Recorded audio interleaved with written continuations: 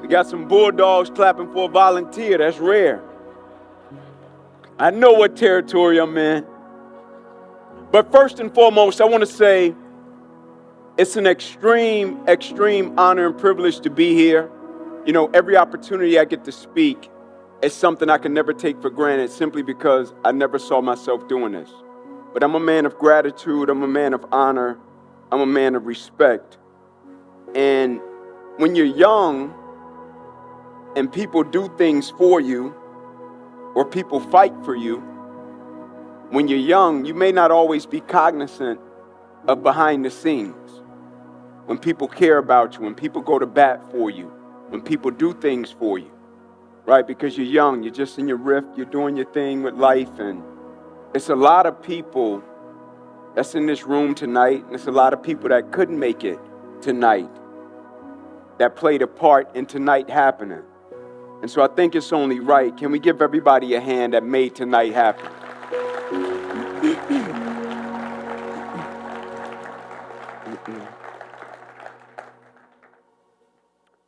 My mentor is from Tarleton, Georgia. I talk to him maybe 5 times a week. Most mornings, 5:36 a.m. I met him when he was 23 years old. He came from Tarleton, Georgia to Atlanta, Georgia, fresh out of college, educator, phenomenal. Changed my life. But when I met him, my situation and my circumstances didn't necessarily match my dream. I was born to a 16-year-old mother, coming up 2-bedroom home, 14 people, east side of Atlanta. And my circumstances in my home life, I had uncles that were going in and out of prison. And here I was, this kid with this dream, this goal, and this aspiration. And so every opportunity I get to speak for FCA, I do it almost every single time. Because I'm a product of the spirit of FCA. Like I was talking to the young people earlier, and I was like, man, I wish I got introduced to FCA when I was you guys' age. I didn't get introduced to FCA until I was in college. Phenomenal experience. But I'm a product of the spirit of FCA. There's a quote that says, you don't judge each day by the harvest you reap, you judge each day by the seeds that you sow. And so coming up with me and my 3 younger cousins, I would always be the oldest, and I had to care for them. And so whenever we would leave school, I would go and I would stand on the corner with my uncles because they would talk to me about life. And one day I was standing on the corner with my uncles and a red Dodge Ram pickup truck pulls up. And I'll never forget, I'm standing there with my uncle and he says, Ink, who is that? I was like, I don't know. And as the window rolled down, I said, man, that's my 8th grade math teacher and basketball coach. He was like, what does he want? I was like, I don't know. And at that point, my teacher was stepping out of his truck and he said to me, Ink, what are you doing out here? I was like, I'm just hanging out. He was like, no, you didn't hear me. What are you doing out here? I was like, I'm just hanging out. He said, man, get in the truck. Point me to your house. Point him to my house. We pull up. I was living in a 2-bedroom home with 14 people. Me and my cousins, we slept on pallets. I didn't sleep in a bed by myself until I went on my official visit to the University of Tennessee. And when I get out of the truck, he says to me a quote. Cool quote, cute quote. I was like, man, that's pretty dope. That's cool, that's cute. I said, but most mornings when I come to your classroom, I'm wearing a 2X t-shirt that my uncle has stood on the corner in all night selling drugs, and it's dirty. So I hear what you're saying, but I'm coming from a real deal situation. He said, oh, you think I'm joking? I said, I didn't say that, but I hear your quote. But most mornings when I come into your school, like I'm coming from a real situation. So I hear the quote, but when me and my 3 younger cousins are standing on the wall and the cafeteria administrator is saying, Johnson boys, Inky, you're the oldest. Why do you let them do this? Because every single morning we would come to breakfast, my younger cousins would rush to the front of the line, not because they were trying to be rude or disrespectful. The only thing they knew was we didn't eat last night. And so they were just trying to eat. But the cafeteria administrator would say, Johnson boys, hit the wall. Inky, you're the oldest. Why do you always let them do this? And I'll be too embarrassed to tell him that we didn't eat the night before. I said, so I hear your quote. That's cool, that's cute. He said, no, you think I'm joking. I'm going to show you. I said, he bluffing. He said, I'm going to be here in the morning. I'm going to pick you up before school. I was like, yeah, he probably just talking. Next morning, I hear somebody knock on my front door. My mom goes to answer the door. Before she was about to head to work, my mom worked the double shift at Wendy's. from the time I was 7 until I was 20 years old. I hear her talking to someone, and she turns around. She says, Ink, get up. I said, yes, ma'am. She said, your 8th grade math teacher and basketball coach is at the door. I said, oh, he was serious. I walked to the door. He said, man, get dressed. I got dressed. I sat in his truck. He said, here's how we're going to beat this. He said, I'm going to pick you up every single morning until you graduate high school. I'm going to take you to the gymnasium. I'm going to play you in a game of one-on-one basketball, and I'm going to read you a proverb every single morning until you graduate high school. I said, it'll probably last 2 weeks. The man picked me up every single morning, his schedule allowed, until I graduated high school, played me in a one-on-one basketball game, and read me a proverb every single morning from Tobbleton, Georgia. I remember the day the principal walked into the gymnasium and said to him, DeMarco Mitchell. He said, yes, sir. He said, I heard you've been given inquarious proverbs. He said, yes, sir, I have. He said, stop it, man. You know the whole deal. Church, state, school, like you can't do that. He said, well, you're going to have to fire me then because his life is worth it. Him and his wife had 3 kids of their own, and they had adopted 3 more from the Atlanta public school system because he knew they didn't have anywhere else to go. And I remember saying to myself, if he's willing to put the way that he provides for his family on the line for a scrawny kid from the east side of Atlanta, I got to give him everything I got. I'm a product of the spirit of FCA. Right? The quote says it. People may forget what you do. People may forget what you say, but people will never forget the way you make them feel. My whole life, at every phase of my life, God has always inserted people that saw things in me when I couldn't see it in myself, and it elevated my level of belief and fortified my faith. I was just a kid that came from a 2-bedroom home with 14 people that would get my 3 younger cousins up and rush to be the first ones at the bus stop to shake my book bag out to make sure there was no roaches and rats. And when I would be standing at the bus stop saying to them, man, one day we can change that. One day we can change our situation and our condition. I love the game of football. Maybe one day if I make it to the NFL, maybe we can get our own beds one day. Because when you will open the front door to our house, you will walk in, all of us is just sound asleep on the floor. Man, if I make it to the NFL one day, maybe I can get my mother a better living condition. Man, just so if I make it, maybe I can give our grandmother a better living condition. And they would always say to me, Ink, that's cool, that's cute, but nobody in our family has even graduated high school. Like, that's cool. But we're playing football in the street. We're not even playing at the park, Ink. Light pole to light pole, street lights pop on 10 minutes before you got to go now. Like, Ink, I hear you, but, like, how's it going to happen? And one day something amazing happened. God sent an individual. We're getting after it, man. I'm talking about we playing tackle football in the street. Pure passion, not too much wisdom. And a blue pickup truck comes down the street. And the gentleman is driving extremely slow. And he passes us slightly, and I'm standing on the sidewalk with the ball in my hand, and I'm waving him by. I'm like, come on, man, I got a couple moves I want to put on these jokers. Before we go in the house, you're driving too slow. And a guy gets out of the truck. And he walks over and says, man, would y'all like to play football on grass? I said, man, I would love that. The street getting rough. He said, go in the house, get your parents, let me talk to them. I went in the house. My uncle was present. My mother was at work. My father wasn't in my life at the time. I said, Uncle, will you please come and speak to this gentleman? My uncle said, sure, no problem. Uncle came outside. Guy extended his hand. He said, hey, man, my name is Trey. He said, I'm going to be honest. Just dropped the kid home 2 blocks over. I'm leaving the neighborhood. I see these knuckleheads playing tackle football in the street. I run a program across town, help kids out. Think if you bring them out, great opportunity for them. It could really help them. My uncle responded, sir, we greatly appreciate it, but if it costs money, I'm going to just be real with you. We don't have the money to spare on anything like that at this moment. Inky's mother, single mother, works a double shift. She ain't got it to spare. Other 3 fathers are in and out of the prison system. They don't have it. God, without any hesitation, says, I tell you what, if you bring them tomorrow, I'll sign them up. I'll pay for it with my own money. I tapped my cousin's leg. I said, bro, he hadn't even seen my spin move yet. I said, he ain't even seen my best stuff yet. And he hadn't. And the next day we get to the park, I would soon find out he wasn't just paying for me and my 3 younger cousins to play ball. He's paying for kids all across Georgia. He was just doing it as a gift. He was just help. I'm a product of the spirit of FCA. Like the people that are in the room tonight that brought you here, that came to you and talked to you about, I'm a product of that spirit. He helped and paid for so many kids. They said, man, you just need a team. On that team happened to be me and a kid by the name of Thomas Brown, who went on to play running back at the University of Georgia, who's now as a coach in the NFL for the Chicago Bears.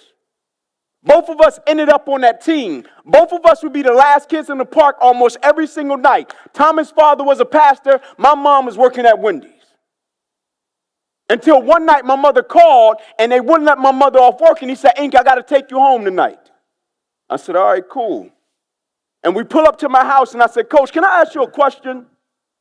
He said, sure, what you got? I said, I'm not trying to be disrespectful, but I really want to understand this. He opened his door, got out of his truck. He said, sure, what you got, Ink? He said, son, first and foremost, you can't disrespect me. I love you. First man to ever tell me he loved me. He said, son, what you got? I said, why do you live life the way that you live it? Why do you treat people the way that you treat them? Why do you do things the way that you do them? He said, I'm going to share something with you, and I don't want you to ever forget it. And in its simplicity, it was yet profound. And all he said to me was, as long as you can live your life and make sure that somebody else's life is okay, he said, son, God will always make sure that your life is okay. And it changed my perspective about everything I was connected to and everything I was afforded to do. I stopped viewing sports as a game a long time ago. I view sports the same way I view the stage. It's a platform I got provided to cultivate a certain level of excellence and greatness. One day when I get done with the game, it's certain things I could extract from it to apply to other areas and aspects of my life to make me somewhat of a decent human being. My arm and my hand got paralyzed. My heart didn't. My arm and my hand got paralyzed. My mindset didn't. My dedication didn't. My commitment level did. Not the cheap stuff. Not the transactional stuff. Not the stuff that's predicated upon if I get what I want from a situation. Not that, but the commitment that says, can I stay true to what I said I would do long after the mood that I've set it in has left? When it doesn't go my way, will I still show up? I say to athletes all the time, a champion is built on the other side if I don't feel like it. Like it changed my perspective. It made me view the game totally different. Right? Just at the foundation, young people, I want to talk about something for a moment. Just at the foundation of what we do, just be a good person. Right? At the foundation of it, just be a good person. My best friend in life is Gerard Mayo. He just became the head coach of the Patriots. We met when we were 18 years old. Every single day when we pick up the phone, the first thing we say is day one mentality. Before we speak about anything, the first thing we say when we pick up the phone, day one mentality. I talked to him when he did his press conference. Talked to him the other night. They drafted Drake May. I talk to him almost every single day. First thing we say, day one mentality. Because on day one, a person is on fire. Day one, person is passionate. Day one, person is committed. Day one, person has perspective. Day one, above all things, a person has a certain level of humility. And so when humility is present, you always feel as if it's a better way, no matter what you've accomplished or what you've done. But the thing about Gerard Mayo, we got discipled together through the vehicle of FCA. I got discipled with 5 guys. One went first round, 10th pick. The other went first round, 18th pick.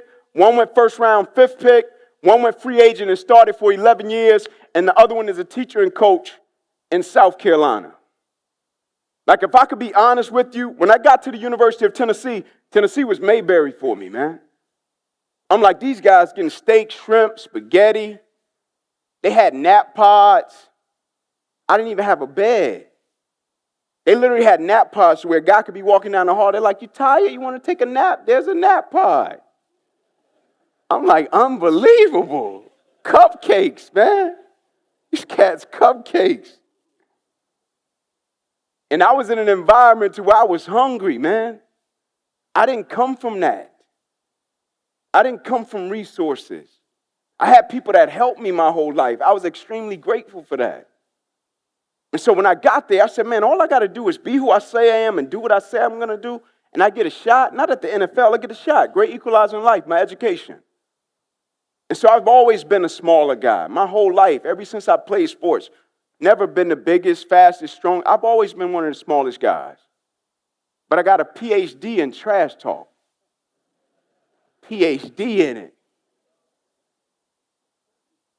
And so I get word that our first scrimmage is coming around.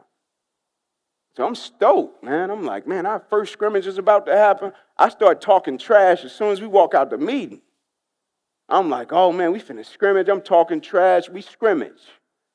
I have a phenomenal scrimmage, right? I make a couple nice tackles, couple pass breakups. I'm a cornerback, right? I have a little kick return. I have a great scrimmage. And so I'm walking off the field, and I'm still talking trash. And we had a guy by the name of James Mitchell. He's the chaplain now for the Tennessee Titans. And as I'm walking into the complex, I'm talking trash to one of the receivers, and we called him Mitch. He said, hey, Ink. I turn around. He says, man, come here. Jog over to him. He said, man, I like you, man. I like you. Got a little flair to you, man. I like your game. I said, thank you. He said, can you meet me in my office in the morning? I said, yes, sir. What time? He said, you work out with the 5 a.m. group, right? I was like, yes, sir. He said, can you meet me at 4:30? I said, yeah, I'll be there. Next morning rolls around. I'm at his door at 4:30. I come into his office. I was like, what's up, Mitch? He's like, what's up, man? He said, I want to challenge you, man. I want to do something with you. I was like, yes, sir. He said, I want to disciple you. I was like, what's that? I was like, that sounds hard. Like, what's that? I had never heard of discipleship. He said, I want to help you grow. The same way you study the game, I want to help you grow in your walk with the Lord. Like the same way you study your playbook, I want to help you grow in your development and your walk with God. Like spiritual, I want to help you grow. I want to give you assignments. I want to help you grow. I want to walk with you. I was like, okay, cool. I said, do you mind if I go to my roommate so I can have a level of accountability? You mind if I go talk to him about it? He's like, sure, no problem. Double back tomorrow. That evening, I walked into our house. We stayed in a little duplex. Mayo was there. Rob was there. Ramon was there. I was like, hey, fellas, man, like, Mitch, he met with me this morning. Mitch said he wanted to disciple us, man. It wasn't me. It was us. They responded the same way I responded. I was like, what's that? That sounds hard. What's that? I was like, he want to help us grow spiritually. They was like, he want all of us? I was like, all of us. He want all of us. I was like, y'all down? They was like, yeah, we down, no doubt. I said, we're going to meet with him tomorrow. I was like, all right, cool. We go to his office. He gives us the first assignment, gives us the breakdown. 18 years old. College students playing college football. You feel like you Macho Man Randy Savage. He gives you the assignment. We show up when we're supposed to turn in an assignment. Nobody did it. He was like, y'all got it done? Nah. I think one of the guys was like, yeah, the dog. Hey, we didn't even have a dog. He said, get out. He said, get out, leave. He was like, come on, Mitch, man, we could do it now. He's like, no, leave. He said, because I guarantee you, your relationship with God will last a lot longer than your relationship with football. And when he said it, it was like somebody hit us in the chest with a sledgehammer. Everybody looked at each other like, whoa. We went next door to the team room and tried to do it and come back to his office, say, Mitch, we got it done. He was like, nope, leave. And so from that point moving forward, every assignment he gave us, we would work together to do it. Not that we were perfect in it, but now we were really trying to walk. And so something amazing happened. Within my 4 years at Tennessee, I think we were SEC East champions either 3 out of the 4 years or 2 out of the 4 years. Because it went from that small office to the team. Now every Monday night at FCA, and they made it optional, but every Monday night at FCA, almost the whole football team was in FCA. And they just wasn't there for the pizza, even though the pizza was great. And not only would we leave Monday night, we would do it on our own. It started to penetrate and infect the team. And so people ask me every single week, if I could be honest with you, somebody comes up to me every single week and they say to me, Inky, be honest, you said you wouldn't change what happened to you. I'm like, I wouldn't change it for nothing in the world.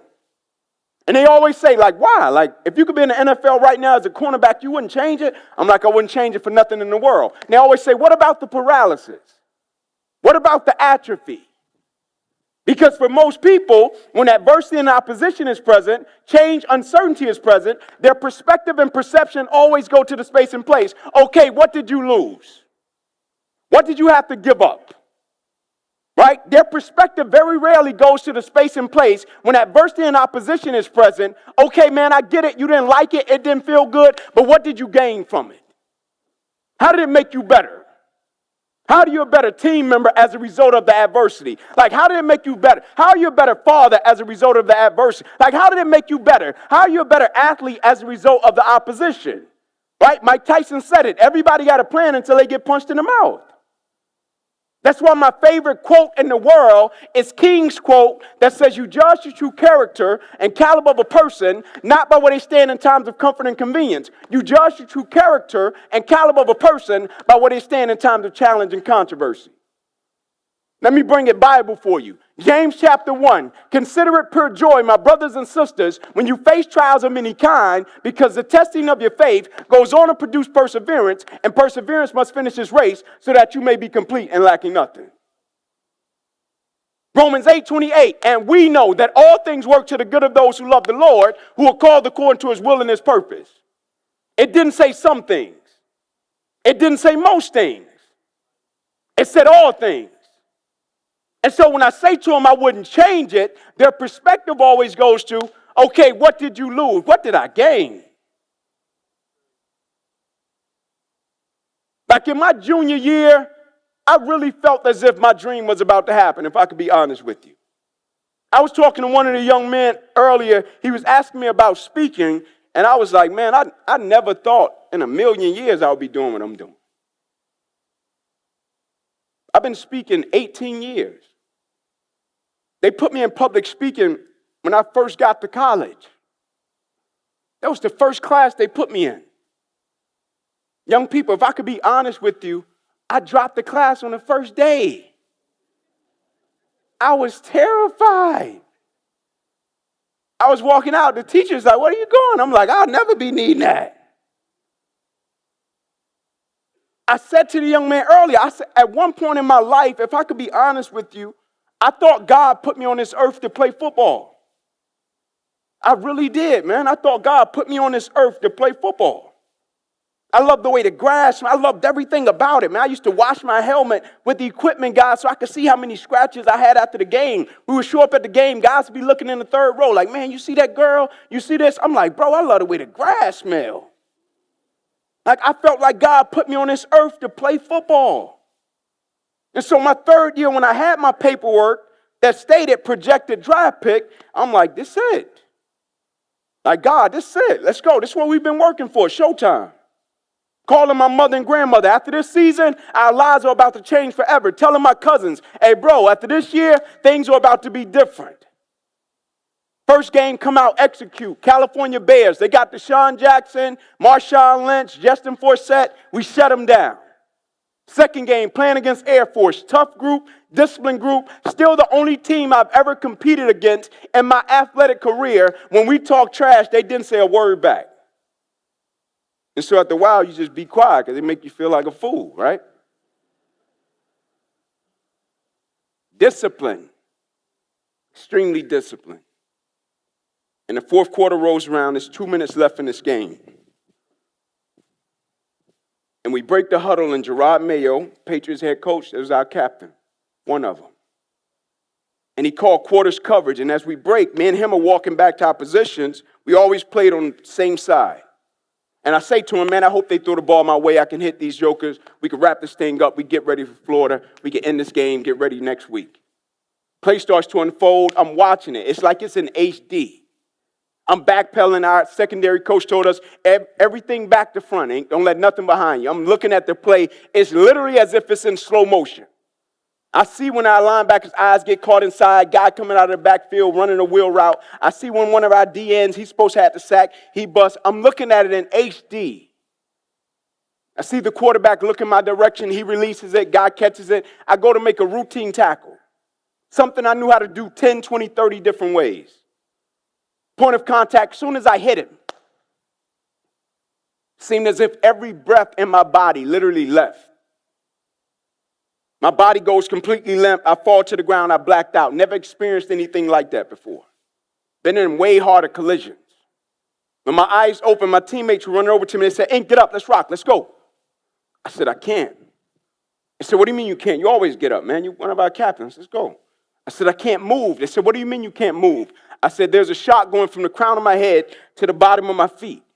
I can't feel anything. One of the scariest moments of my life, the shock eventually left, and it stayed in my right arm and hand. I remember them bringing a spine board out, and they put me on the spine board, and they're wheeling me off the field, and we get to the ambulance, and my father is standing there. I remember saying to my father, Pops, I got him, right? I put it on him, right? He said, yeah, son, but I think you got the worst part of this. They rolled me up. They said, we'll get you over, run a couple tests. Ink, it's ball, man. Things happen. You'll be fine. And I remember I was sitting on the stretch, and like my right eye couldn't stay open.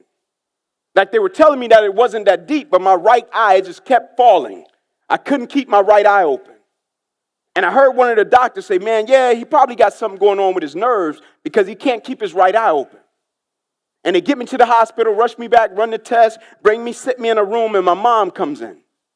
And I'll never forget, she comes in, kisses me on my forehead, cracks a joke, says, Ink, you're good. Things happen. You'll be fine. And she goes out, and when she exits the room, she makes the left.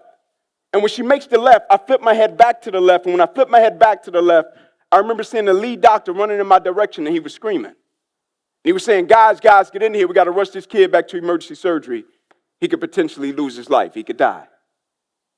And I remember saying to him, like, man, what happened? Like, everything was so calm and cool. Like, what happened? He said, yeah, when we looked at the test, we noticed you ruptured your subclavian artery. You ruptured your main artery in your chest. So you're bleeding internally. So we got to rush you back, take the main vein out of your left leg, plug it into your chest in order to save your life. He said, well, I guarantee you, you won't be alive in the morning. You'll die. You'll bleed out. I said, let's go. The next morning I wake up. I have 6 incisions down my left eye. 1 incision across the left side of my neck, 1 across the right, twice through my right ribs, cut out my right pec, bottom of my armpit to the bottom of my hand, 350 staples in my body, bandaged me from my neck down to my knees. I remember looking at my right shoulder. They were swollen almost up to my ear. My appearance didn't even look the same. I remember the doctor saying, Inky, something traumatic has happened to you. Your coach wants to speak to you. And Philip Foreman comes into the room. And he says, Ink, man, we're probably going to unenroll you, let you go back to Atlanta, spend time with family and friends like something traumatic is happening. I said, Coach, I get that, but I'm not going back to Atlanta. He said, yeah, but you can't play. I said, this isn't about a game. He said, what is it about? I said, Coach, with all due respect, I never told my mother and grandmother I'm going to be the first one in our family to graduate college unless my right arm and hand gets paralyzed. I said I was going to graduate college. Now, Coach, with all due respect, I never said to my teammates, man, I'm going to be a great teammate unless I can't make it to the NFL. I never said that. I said I was going to be a great teammate. It wasn't predicated upon opposition, adversity, or challenge. He said, I got you, Ink. What do you need? I said, can you get me a Dunjoy sling and a Velcro strap? He said, but you can't play. I said, Coach, I just want to finish what I started. He said, got it. He exits the room. My mother comes in, my father comes in. Let me tell you the dynamic of my mother and my father my whole life. My mom, always in church, always in church. Monday, Sunday, Wednesday, Friday. Whenever the doors open on the church, my mama there. Singing in the choir, serving on the deacon board, cooking food. My mom stayed in church. My father didn't want anything to do with church. Somebody would start talking about God around my father. Like, man, I'm cool on that. My mother despised my father. My whole life, I would get awards in Atlanta, athletic awards. My mother and my father couldn't even be in the same room because he left when I was born.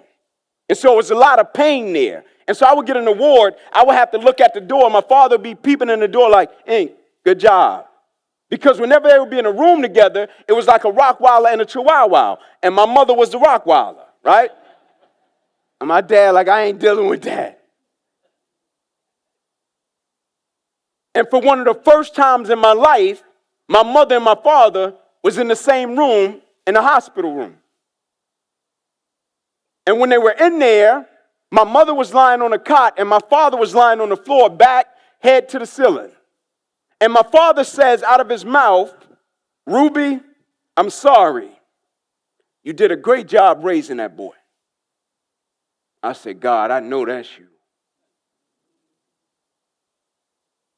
Then he says to me, Ink, I'm going to come and stay with you for the next 30 days, son. He said, whatever you need, man, I'm going to help you. I had been under the same roof as my father probably one day overnight up until that point.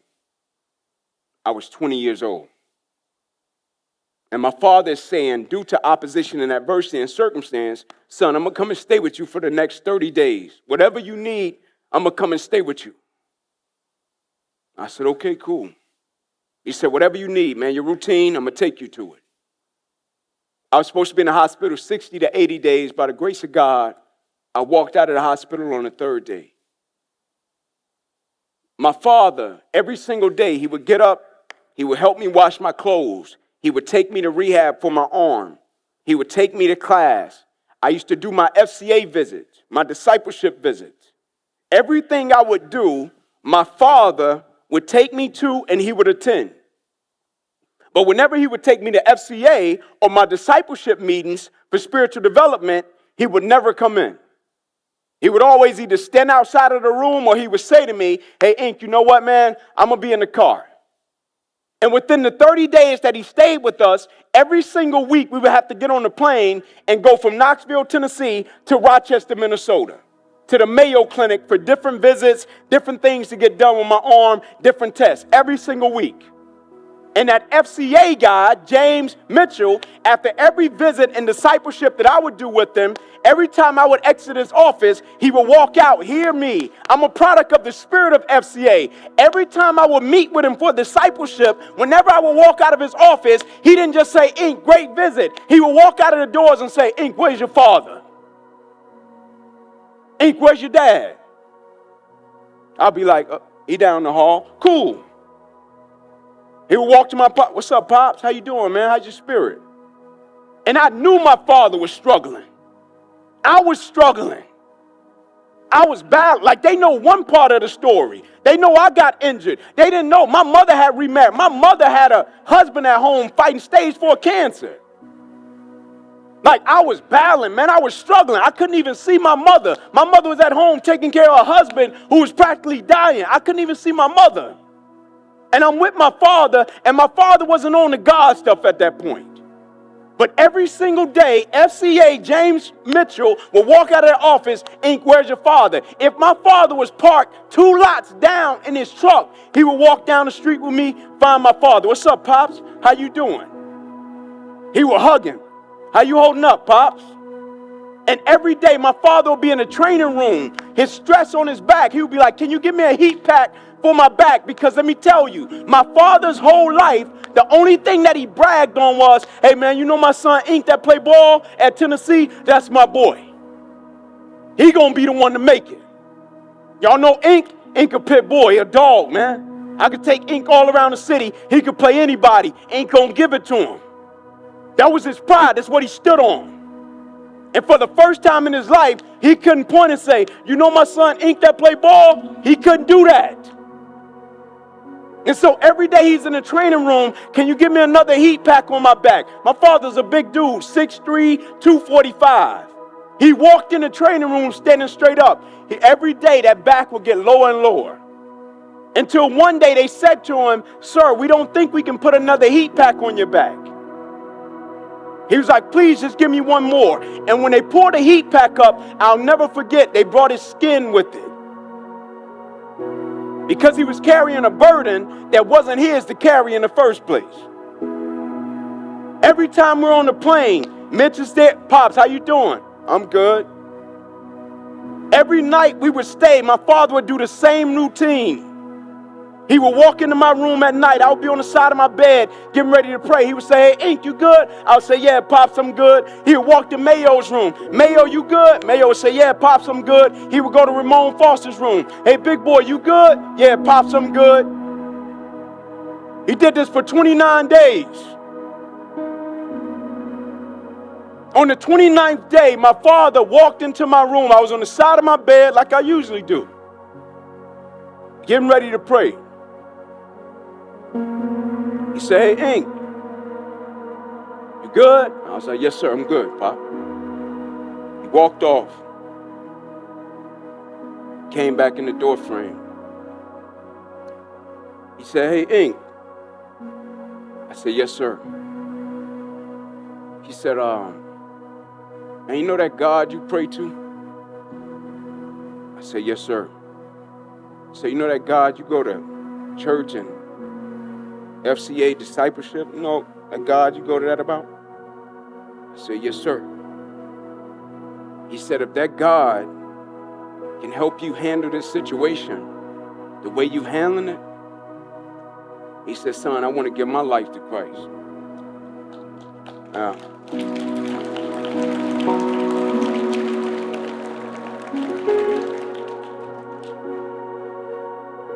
And my father got saved through the vehicle of FCA. And so when somebody comes up to me and say, "Hey, Ink, man, you wouldn't change what happened to you?" I'm like, "Bro, I got the real contract. It's long and it's rich."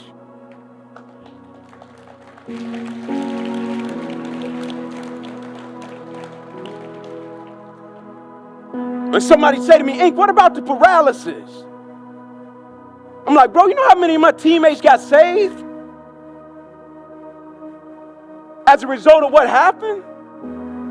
Like how many 20 to 22-year-old cats that just thought they were invincible and they saw what happened to me and was like, man, if that could happen to Ink, I know I ain't showing up like that." Then they start going to FCA. Then they start going to prayer. And they started getting saved. Like it corrected households.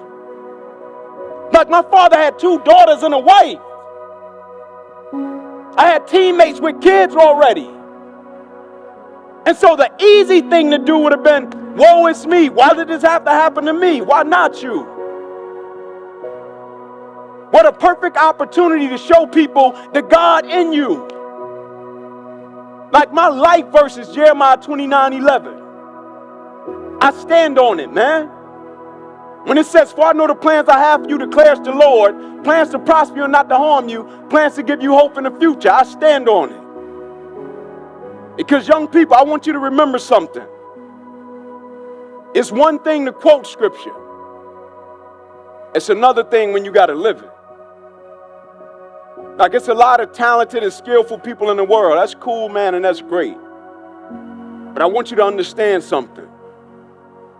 When it's all said and done, when the clock stops, it's not about anything materialistic and superficial, even though those things are cool and those things are great. When it's all said and done, man, life is about impact. Life is about moments. And life is about making a difference.